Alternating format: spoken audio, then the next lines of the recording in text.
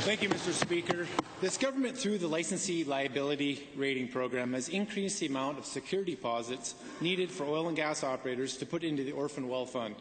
While the intentions of the LLR program are good, the drastic increase in the required deposit is threatening to put many of the 400 junior producers out of business. Industry experts are saying many won't survive this punishing fees. Mr. Speaker, my question is, does the minister realize that his ill-consulted program is going to suck the lifeblood out of junior oil and gas companies, affecting the economy, royalties, and jobs? Yeah. Honourable Minister. Mr. Speaker, that's a fairly dramatic overstatement of reality.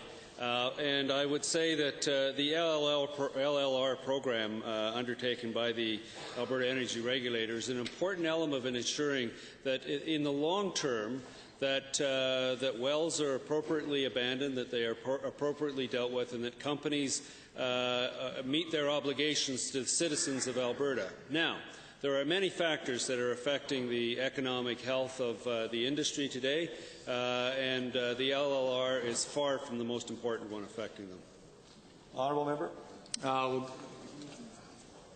Talk to the 400 companies that are going to go broke. Yes. Thank you, Mr. Speaker. Given the industry experts are saying the new rules are depressing the market for oil and gas assets, and given the companies have already gone into some of the companies have already gone into receivership because of these rules, when can we expect concrete measures to be taken that will address the flaws in this licensee liability program? Honourable Minister. Well, Mr. Speaker, clearly I've been very alive to the concern that has been raised by many of these small producers. My colleagues, the Honourable Member for Varsity, as well as the Deputy Premier, have met with just in the last couple of weeks when I, in fact, wasn't available. And we have been working with industry to help ensure that we have a very pragmatic and practical response to the challenges that they face. These companies, there are many companies that are facing a very difficult time. The primary factor that is affecting their health, their economic health, Mr. Speaker, is the fact that prices are too low and we need access to markets to get our products out of Alberta, both natural gas and oil. You bet.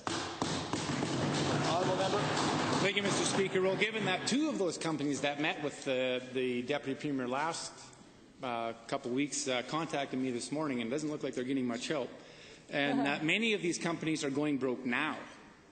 And given that in many cases the companies have been issued an unreasonably short period of time to issue these payments to the Alberta Energy Regulator, will the minister admit that this heavy-handed, top-down approach is not working and commit to working with these companies one-on-one to ensure they don't go broke?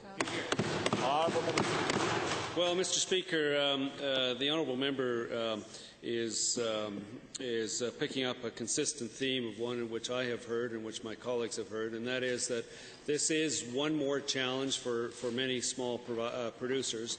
But we have to keep our eye on the ball. We have to protect Albertans in the long haul, in addition to having a strong economy today. We're listening to individual companies. We're working with them. The Alberta Energy Regulator is working with industry to try and ensure that these companies are dealt with fairly, appropriately, and that we also keep an eye on the long-term health of Albertans. The Honourable